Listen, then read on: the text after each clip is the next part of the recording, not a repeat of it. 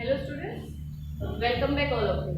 In this video we are going to solve the whole sum which are included purchase book, sales book, purchase return book and sales book in one question. एक question में ये सारे जो चार subsidiary books है वो हमें prepare करनी है इन illustration number 7. From the following transactions, prepare purchase book, sales book, purchase return book and sales return book in the books of Sri Hasmukh Bai. 2015 January 1st.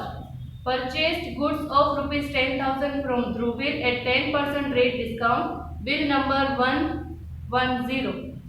Purchase from Dhruvil. There is a no clarification that cash is received or paid. So this is the credit transaction and it will be recorded in purchase book. So यहाँ पे हमें चार subsidiary books बनानी है, purchase book, sales book, purchase return book and sales return book. So first transaction will be recorded in purchase book. 10,000 के goods, 10% rate discount. So the net amount will be 9,000. 2015 January 1st. Name of the supplier is Dhruvil account. Invoice number is 110 and the amount, net amount is 9,000. Clear? Next one is purchase goods of rupees 4,000 from Komal at 10% cash discount. Credit 2 months. This is also credit transaction. 2 month की credit है और purchase from Komal at 10% cash discount. ध्यान रखना trade discount ही deduct होता है at the time of credit purchase और credit sale. Cash discount यहाँ पे डिडक्ट गलती से मत कर देना. The word is cash discount. We have to deduct only trade discount from the cost. So here cost लिखेंगे हम 4,000 पूरी की पूरी. यहाँ पे ट्रेड डिस्काउंट नहीं है, कैश डिस्काउंट है. So the date is 3. Name of the supplier is Komal account. Invoice number नहीं है, LF number नहीं है and the net amount is 4,000. Next is sold goods of rupees 8,000 to Sajan at 5% rate discount and 2% cash discount. Invoice number is 90. साजन को goods cell किया है with 5% rate discount. So the amount is 8,000. 5% trade discount. 8,000 के 5% होंगे 400. Deducted from 8,000, so the net amount will be 7,600. 7,600 is recorded in sales book. Date 2015 year January. The date is 7. Name of the customer is Sajan account. Outward invoice number is 90 and the net amount is 7,600. Next is purchased goods of rupees 4,000. Cash memo number is 330. Cash memo number यानी कि ये कोई कैसा transaction है? Cash transaction. That's why we will not record it. Next is date 11. Goods of rupees 2,000 returned by Sajan for which credit note number 15 was sent to him. साजन हमने जिसको cell किया था डेट 7 को, वो हमें गुड्स अब return कर रहा है. So this is sales return 2,000 के गुड्स. सो यहाँ पे 2015 year January 11. Sales return book. Name of the customer is Sajan account. Credit note number is 15 and the amount 2,000. कितने के गुड्स रिटर्न कर रहा है? 2,000 के. Next is 10% goods return to Dhruvil and debit note number 16 sent to him. Dhruvil है जिसके पास से हमने परचेज की थी, अब हम उसको गुड्स रिटर्न कर रहे हैं. सो दिस इज परचेज रिटर्न. कितने परसेंट? 10%. ध्रुविल के पास से हमने 9,000 के गुड्स परचेज किए थे, उसके 10% will be returned back to Dhruvil. So this is purchase return year 2015 January 15. Name of the supplier is Dhruvil.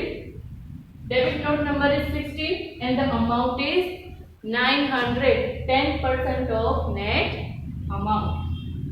उसके बाद है purchase furniture of ₹5,000 from Shri Bahadur furniture mart. यहाँ पे फर्नीचर परचेज कर रहा है, लेकिन ये तो sale and purchase of goods है। बिजनेस किसका कर रहा है?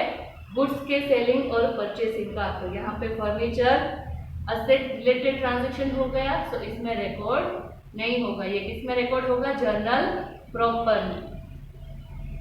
Next is date 18, purchased goods of ₹30,000 from Nirmi and half of the amount paid immediately. Nirmi के पास से 30,000 के गुड्स परचेज किए और हाफ अमाउंट इमीडिएटली पे की। सो हाफ अमाउंट पे की, लेकिन हम तो किस अमाउंट के साथ ट्रांजेक्शन रिकॉर्ड करेंगे? Full amount. So the date is 18, name of the supplier is Nirmi account and the amount is 30,000. There is a no discount is available.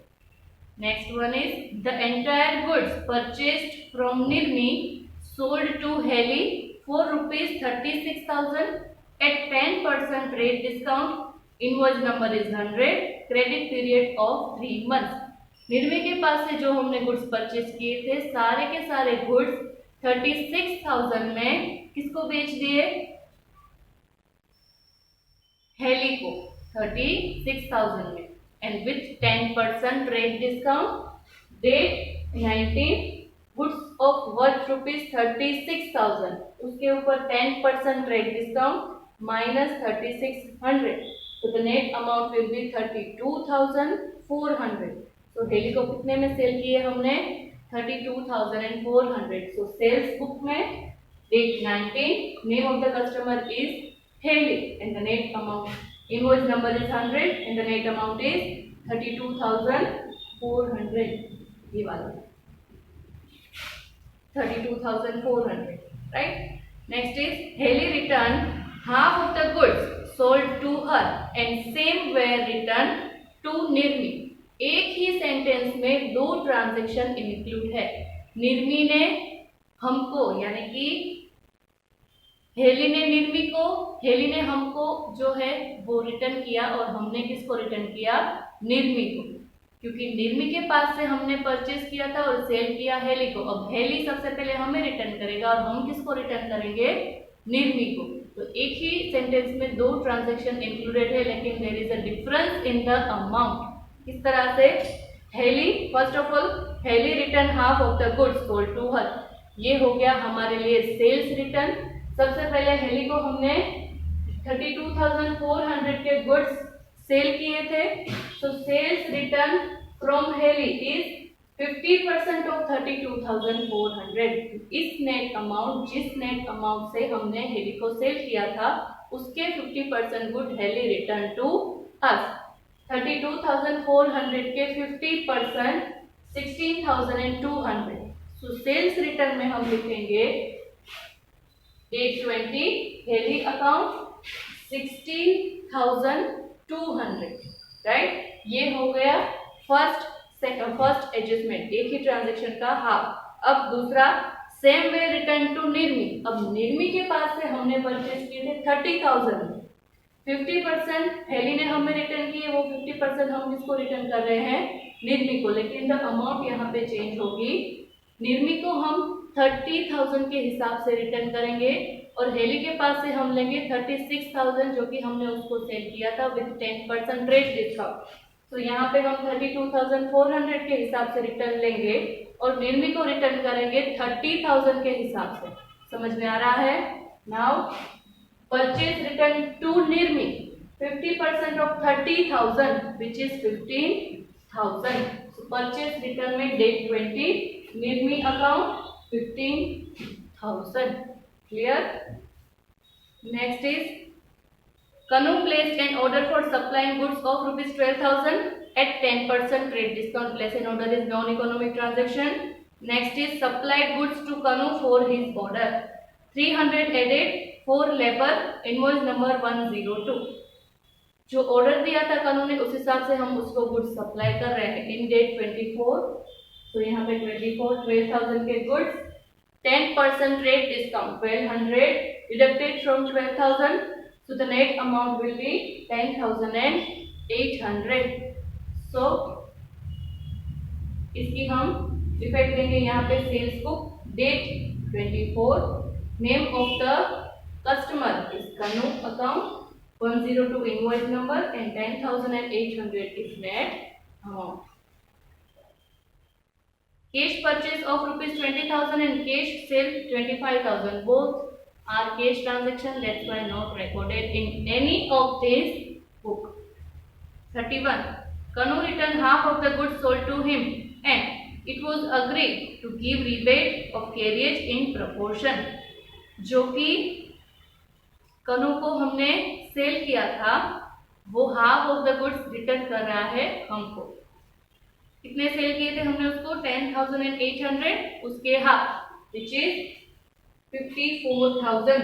Sales return, date 31, name of the customer is कनु।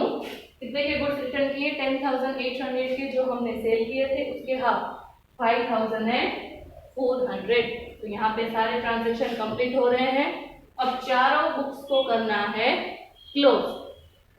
Total credit purchase amount का total होगा 43,000। Total credit sales ये amount का total होगा 50,800।